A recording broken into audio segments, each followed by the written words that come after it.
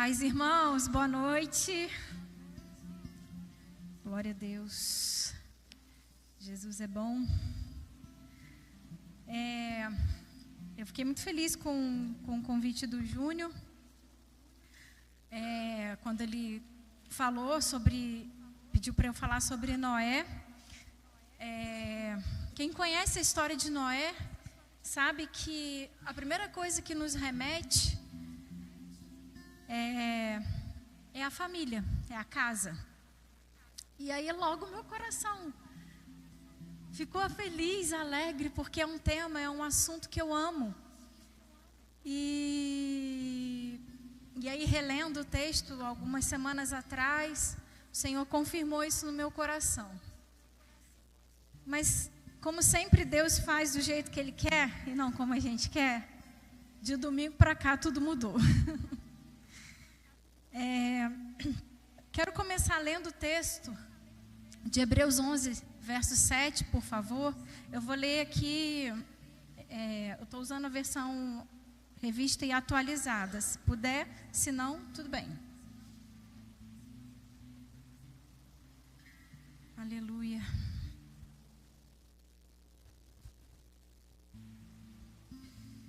Aleluia, Jesus. O Senhor é bom.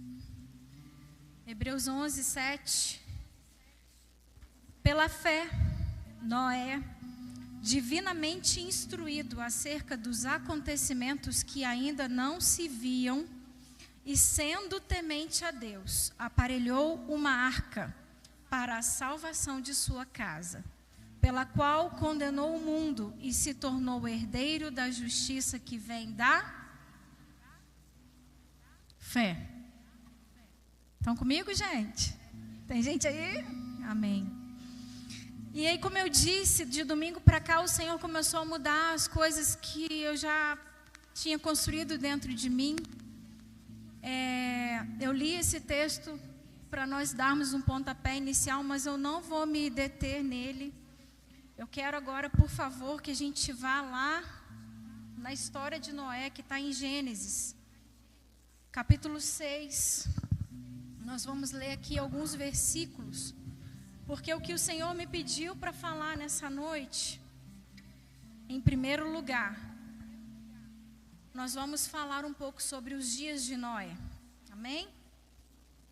A partir do 6:5. Viu o Senhor que a maldade do homem se havia multiplicado na terra, e que era continuamente mau todo o desígnio do seu coração. Então se arrependeu o Senhor de ter feito o homem na terra, e isso lhe pesou no coração. Disse o Senhor: farei desaparecer da face da terra o homem que criei, o homem e o animal, os répteis e as aves dos céus, porque me arrependo de os haver feito. Porém, Noé achou graça diante do Senhor. Eis a história de Noé. Noé era homem justo e íntegro entre os seus contemporâneos. Noé andava com Deus. Gerou 3 filhos, Sem, Cã e Jafé. A terra estava corrompida à vista de Deus e cheia de violência. Viu Deus a terra, e eis que estava corrompida, porque todo ser vivente havia corrompido o seu caminho na terra. Então disse Deus a Noé: resolvi dar cabo de toda a carne, porque a terra está cheia de da violência dos homens. Eis que os farei perecer juntamente com a terra. Faze uma arca de tábuas de cipreste, nela farás compartimentos, e a calafetará com betume por dentro e por fora. Aqui o Senhor vai dando as instruções para Noé a respeito da arca. Vamos agora, por favor, 17 e 18. Porque estou para derramar águas em dilúvio sobre a terra, para consumir toda a carne em que há fôlego de vida debaixo dos céus. Tudo o que há na terra perecerá. Contigo, porém, estabelecerei a minha aliança. Entrarás na arca, tu e teus filhos, e tua mulher e as mulheres de teus filhos. Tem uma palavra aqui no verso 5 que eu quero que a gente guarde essa palavra, por favor. Está dizendo aqui que a maldade do homem se havia multiplicado. Vamos junto. Multiplicação. Queria guardar essa palavra. Então a gente vê aqui que a maldade havia se multiplicado na terra. Se a gente pega ali alguns versículos anteriores, vai falar que os filhos de Deus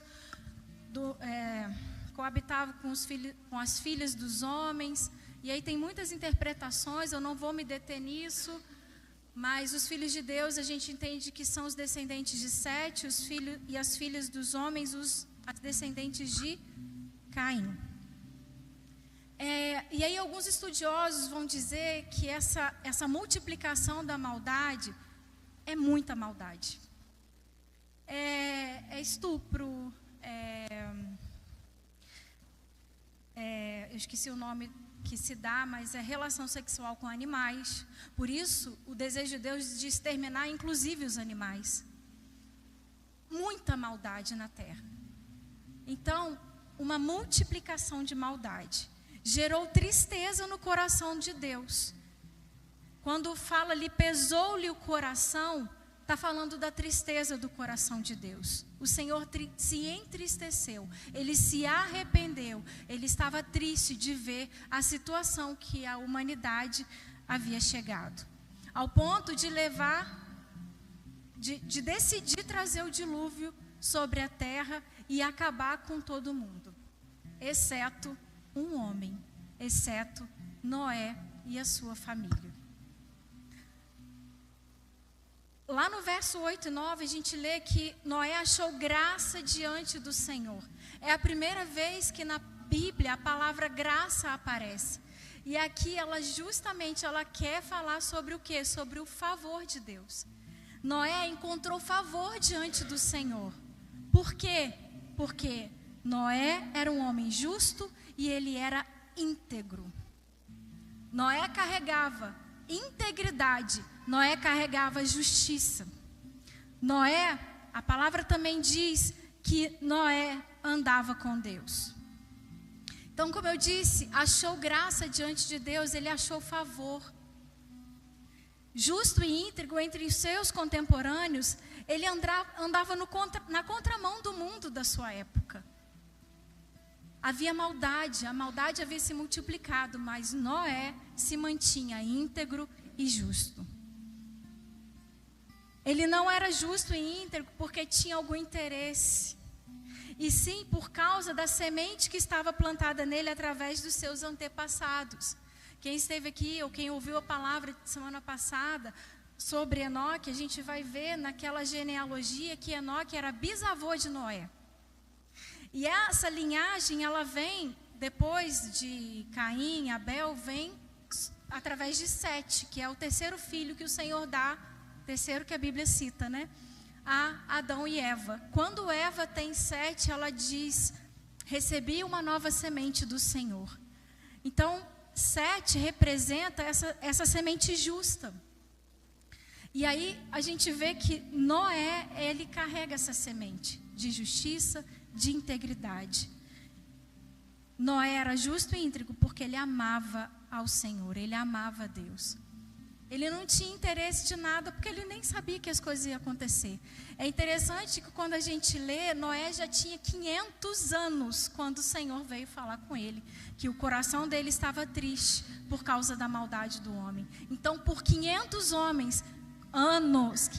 anos, ele era um homem justo e íntegro. Por 500 anos, ele andava na contramão do sistema, do mundo da sua época. Ele andava com Deus. Andar com Deus fala de conduta. Andar com Deus requer uma decisão. Andar com é andar nos mesmos passos, é no mesmo ritmo. Amém? Deixa eu ver se eu consigo dar um exemplo. Não era Deus que andava com Noé, era Noé que andava com Deus. Noé precisava acompanhar os passos de Deus. Noé precisava acompanhar o ritmo de Deus. Era o Senhor quem ditava o ritmo, a velocidade, os passos, porque andar fala de movimento. Andar fala de fazer algo, não de estar parado e estagnado. Então, fala de conduta, fala de decisão. Andar com Deus requer decisão. Amém? E aí a gente vai ver lá no verso 22, nós não lemos, mas aqui o verso 22 vai falar que Noé fez tudo quanto o Senhor lhe ordenara. Isso fala de obediência. Obediência sem reservas. Obediência sem questionar. Gente, não havia chovido ainda, ele não conhecia chuva. Segundo alguns estudiosos, onde Noé morava não era sequer perto do mar. Não devia ter nenhuma pequena nuvem do tamanho da mão de um homem no céu para que ele pensasse em chuva, mas em nada ele duvidou, ele em nada questionou. O Senhor mandou, faz uma arca. Ele imediatamente começou a fazer a arca. E entre o ano que o Senhor falou para ele, até a conclusão, levou-se mais ou menos 100 anos. 100 anos, não 100 dias, não 100 semanas, 100 anos. Ele dedicou a vida dele, ele já andava com Deus porque ele amava o Senhor. E agora ele andava com Deus porque ele também tinha um propósito, construir uma arca. Como a gente leu lá em Hebreus, para a salvação da sua casa, para a salvação da sua família. Mas a gente vai ver que não é só isso. O coração de Deus pesou por causa da maldade do homem e Deus se entristeceu. A medida da paciência de Deus havia chegado ao limite. Imagina, Deus, um ser longânimo, de longo ânimo, ele estava decepcionado com a sua criação. Ele estava entristecido com a sua criação e ele resolveu acabar com tudo. Tamanha a maldade do homem. Deus buscou Noé para falar de sua tristeza. Imagine, olha a intimidade de Noé com o Senhor, ao ponto de Deus chegar para ele, Noé, tá feio o negócio. Noé, eu me arrependo de ter feito homem. Noé, é muita maldade, o meu coração está triste. Tamanha intimidade daquele homem com o Senhor. Deus decidiu exterminar a todos, mas poupou Noé, porque eles andavam juntos. Andar junto significa conhecer muito bem um ao outro. E através dos filhos de Noé, o Senhor recomeçou. Depois a gente vai ver. Lá na frente eu vou falar melhor sobre isso. Então a gente viu que os dias de Noé eram maus. Mas Noé se mantinha firme, íntegro, reto, justo, guardado, decidido em andar com o Senhor. Ele não se deixou corromper pela maldade que havia ao seu redor. E além disso, ele guardou a sua casa. Ele guardou a sua esposa, os seus 3 filhos e as suas 3 noras. Amém? E aí, o Senhor, quando mudou tudo, me fez pensar nos nossos dias também. Nos dias atuais, que eu acredito também serem os últimos dias. Vamos abrir lá em Mateus, por favor, 24. O Júnior até falou sobre isso aqui hoje. E eu acho lindo quando o Espírito Santo move dessa forma, ao ponto de testificar de tudo que Ele tem colocado no nosso coração para falar à igreja que é dele. Mateus 24, 12.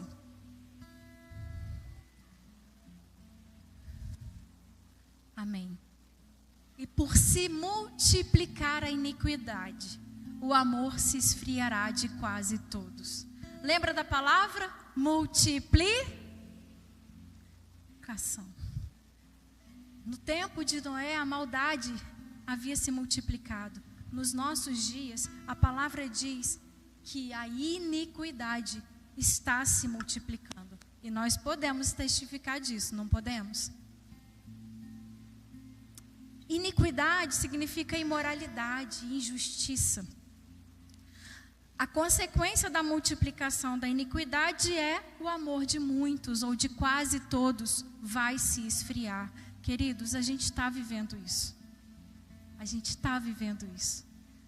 Coração endurecido, o amor se esfriando, indiferença, violência, injustiça, intolerância, egoísmo. Não vou dividir, e eu? Não vou fazer, e eu? O ego, o egoísmo. A gente está vivendo isso. A gente está vivendo os últimos dias, a gente está vivendo as dores de parto. Pandemias, guerras, rumores de guerras, enfermidades, filhos contra pais, pais contra filhos. Pega Mateus 24, lê, para você ter mais certeza de tudo isso. E aí hoje, compartilhei com a Mila, né, que se eu pegar e estudar antes, eu sei que o Senhor vai mudar tudo depois, como fez.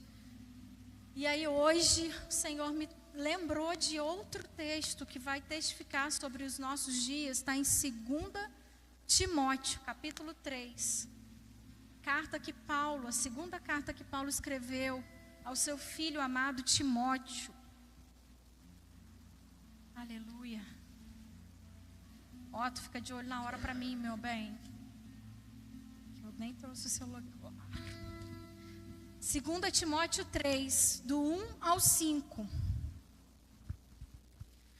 Sabe, porém, isto: nos últimos dias sobrevirão tempos difíceis, pois os homens serão egoístas, avarentos, jactanciosos, arrogantes, blasfemadores, desobedientes aos pais, ingratos, irreverentes, desafeiçoados, implacáveis, caluniadores, sem domínio de si, cruéis, inimigos do bem, traidores, atrevidos, enfatuados, mais amigos dos prazeres que amigos de Deus, tendo forma de piedade, negando-lhe, portanto, o poder.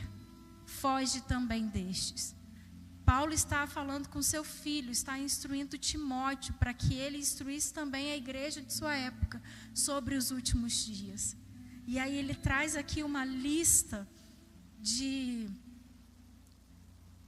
injustiça, uma lista de situações, de comportamentos que revela o fim, revela os últimos dias. E cá entre nós, irmãos, estamos ou não vivendo essas coisas? Aparência de piedade, mais amigos de prazeres do que amigos de Deus. A gente não quer. A gente que eu falo, eu não estou falando só da igreja, eu estou falando de uma maneira geral, estou falando dos nossos dias. A gente, a humanidade, o ser humano, ele não quer se chegar a Deus. A gente vai ver de Gênesis a Apocalipse, Deus fazendo toda uma obra para que o homem se aproxime, para que o homem fique com Ele, para que o homem cumpra o seu propósito. E o homem sempre se desvia do propósito.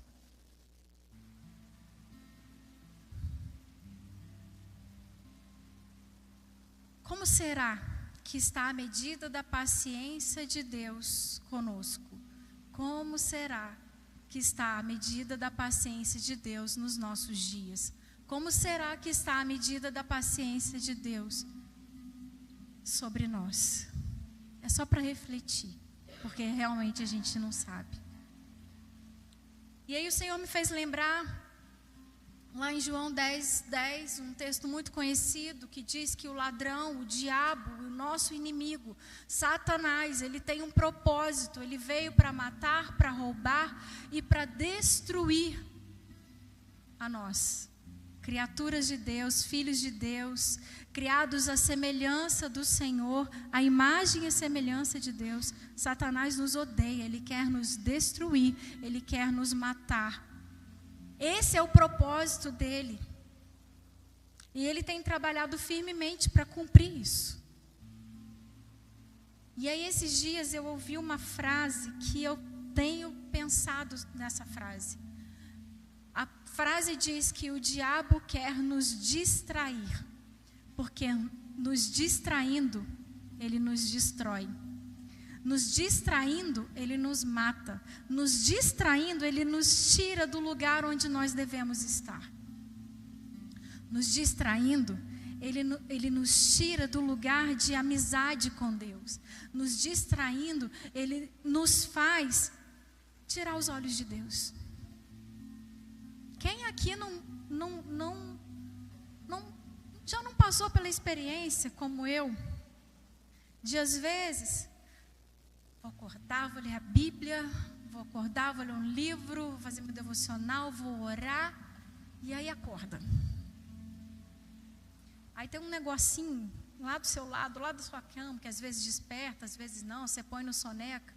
Aí quando você vê uma mensagem. E aí quando você vê, você abriu a mensagem, você abriu o Instagram, você abriu o Facebook, você abriu o WhatsApp, você abriu um monte de coisa. Você viu um monte de coisa, o tempo passou, aí nós mulheres, aí quando vê, já tem que botar roupa para lavar, tem que cuidar de filho, tem que fazer almoço. E estávamos distraídos. Nós estamos sendo distraídos para sermos destruídos. É uma estratégia, irmãos. O propósito não mudou, as estratégias sim. Ele quer matar, ele quer roubar, ele quer destruir. Ele quer nos tirar da comunhão com Deus. Ele quer impedir o nosso relacionamento com Deus. Ele não nos quer amigos de Deus. Por isso ele traz as suas estratégias. Outro dia eu até falei lá na célula que se eu não vigiar, quando eu levanto, quando eu acordo, se eu não vigiar, eu ligo o modus Marta e esqueço da Maria. Vou lavar roupa, vou fazer uma coisa, vou fazer outra, e Maria fica para trás, no sentido de fazer o serviço da casa e esquecer da adoração, que é a melhor parte. Nós estamos sendo distraídos para que sejamos destruídos.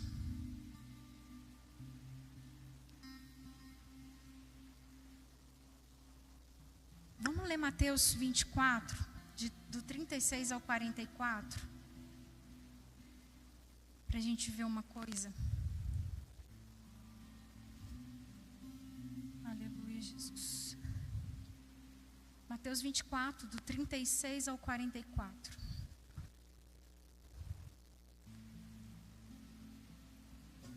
Mas a respeito daquele dia e hora, ninguém sabe, nem os anjos dos céus, nem o Filho, senão o Pai. Pois assim como foi nos dias de Noé, também será a vinda do Filho do Homem. Portanto, assim como nos dias anteriores ao dilúvio, comiam e bebiam, casavam e davam-se em casamento, até o dia em que Noé entrou na arca, e não o perceberam, senão quando veio o dilúvio, e os levou a todos. Assim será também a vinda do Filho do Homem. Então 2 estarão no campo, um será tomado e deixado o outro. 2 estarão trabalhando no moinho, uma será tomada e deixada a outra. Portanto, vigiai, porque não sabeis em que dia vem o vosso Senhor. Mas considerai isto: se o pai de família soubesse a que hora viria o ladrão, vigiaria e não deixaria que fosse arrombada a sua casa. Por isso, ficai também vós apercebidos, porque a hora em que não cuidais, o Filho do Homem virá. Ele está às portas. Nós cantamos Maranata por saudades. Nós cantamos Maranata, hora vem, Senhor Jesus, porque a maldade, a iniquidade também tem se multiplicado nos nossos dias. Ele está voltando. Lá em João 10:10 também, mas na parte B do verso, fala que Deus quer nos dar vida e vida em abundância. Essa vida em abundância não diz respeito só à vida terrena, tudo que Ele pode nos dar aqui.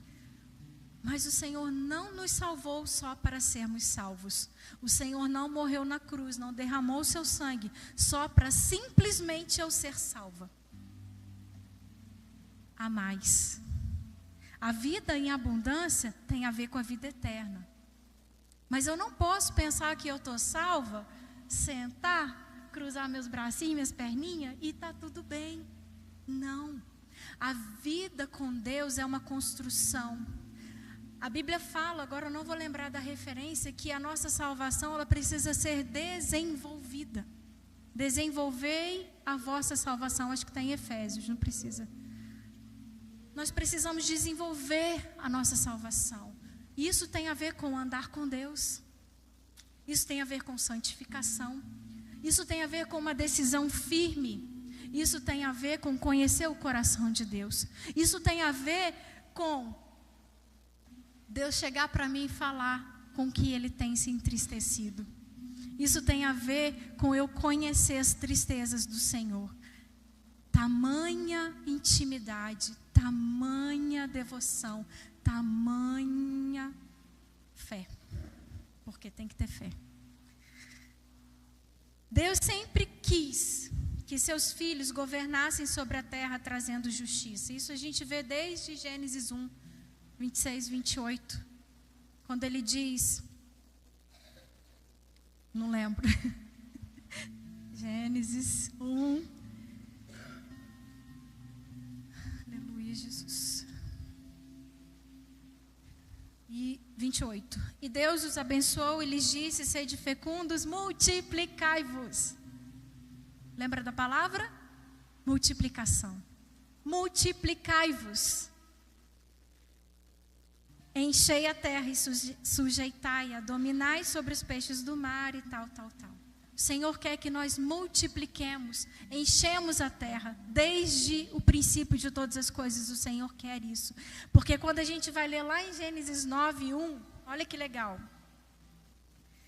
Já havia passado o dilúvio, né? Noé construiu a arca, 100 anos. Depois o Senhor falou: entra na arca. E é engraçado que no dia que Noé e a sua família entrou na arca, e aí também os animais que acreditamos ser de forma milagrosa, suprimento, tudo foi um milagre.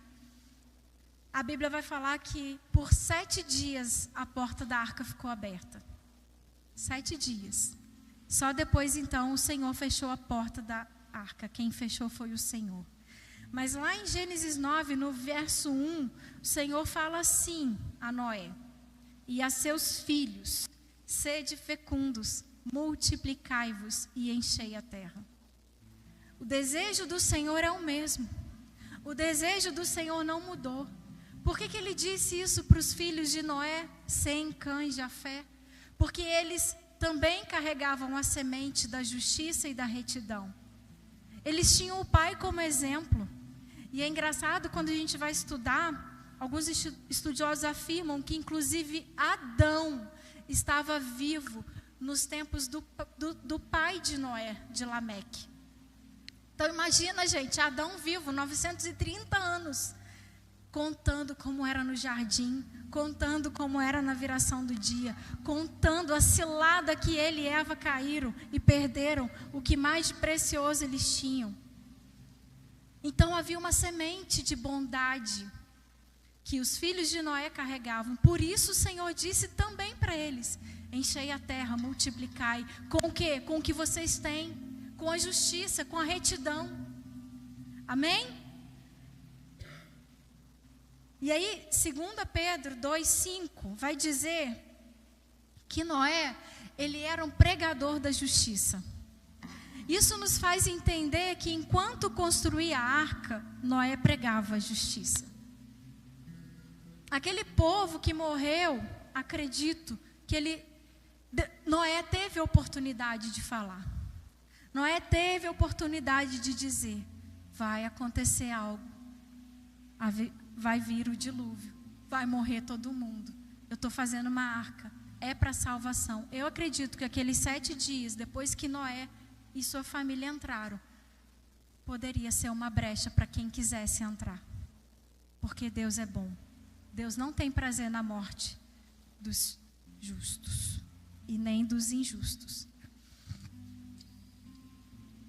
Enquanto construía a arca, ele não deixou de pregar a justiça. Justiça é uma das bases do reino de Deus. Romanos 14 e 17 diz que o reino de Deus é justiça, paz e alegria no Espírito Santo. O que é justiça? É retidão, é ser justo, é ser correto, é andar com Deus, é se desviar do mal. O Senhor quer que nós, seus filhos, os que nascemos de novo pela fé em Cristo, lá em João, Evangelho de João, no capítulo 1, verso 12, vai dizer que todos aqueles quantos o receberam, deu-lhes o poder de serem feitos filhos de Deus, a saber, aos que creem no seu nome. Porque quando a gente olha para Adão, Noé, os filhos de Noé, Enoque, que nem chegou a ver a morte, e a gente pensa nessa semente de justiça, e aí quando a gente olha para nós, para nossa casa, para nossa família, para a história da nossa família, às vezes a gente vai olhar e não vai ver muita coisa boa, não. Às vezes a gente vai olhar e a história não é legal. A gente vai olhar e não vai ver muitas sementes de justiça, não. Isso pode acontecer. Só que a Bíblia está falando que todos aqueles que o receberam, Ele deu o poder de serem feitos filhos de novo. Isso está falando de quê? De uma nova oportunidade. Isso está falando que se a semente da minha família não é boa, Cristo está me dando a oportunidade de carregar uma semente santa, de mudar a história a partir de mim. A partir daqui vai ser diferente. Os meus filhos, eles vão ter algo que eu não tive. A minha descendência vai ser bendita sobre a terra, porque Cristo entrou e mudou tudo. O Senhor quer isso, irmãos, que nós que recebemos a semente da justiça por causa de Jesus, que nós espalhemos a justiça, multiplique, encheia a terra. Ele quer que nós, como Noé, andemos com Ele, conheçamos o seu coração, suas tristezas e trabalhemos para construir uma vida que o agrade, através da qual nós poderemos salvar a nossa família e a muitos pela pregação do reino de Deus. Amém? Que o Senhor nos desperte, que Ele nos livre das distrações de Satanás. Essa palavra é uma palavra para despertamento, a começar de mim, a começar da minha casa. Eu sei o que precisa ser trabalhado na minha casa. Eu sei o que eu preciso fazer. Eu andava distraída, mas o Senhor, através dessa palavra, através da vida de Noé, tem me despertado. Que estejamos alertas, vigilantes, prontos, com as lamparinas cheias de azeite e ainda com azeite extra para a espera do noivo. Isso fala de justiça, fala de retidão. Para fechar, não sei se eu consegui ser clara, mas eu sei que a gente precisa ser bem objetivo hoje, mas para fechar, para concluir tudo que o Senhor colocou no meu coração, a gente vai ler um texto muito conhecido da igreja, Mateus 28, 19.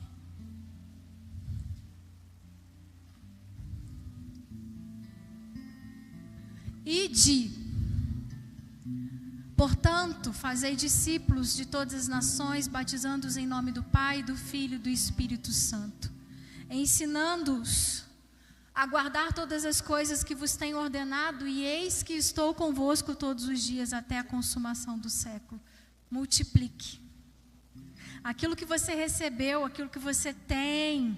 A justiça, a retidão, multiplique, passe para frente. Não se acomode. A salvação não é só para você ser salvo. A salvação é para alcançar outros. A salvação é para mudar a realidade da nossa sociedade. É para mudar a multiplicação da iniquidade, para que a justiça de Deus seja estabelecida na terra. Amém, irmãos? Nós somos a igreja do Senhor. Nós somos a noiva do Senhor. Nós somos o meio pelo qual o Senhor quer multiplicar a justiça, multiplicar a bondade, multiplicar o amor, multiplicar a salvação. Então, assim como Noé, vamos pegar essa palavra, guardar e despertar o nosso coração, para que a gente possa multiplicar no reino de Deus. Amém?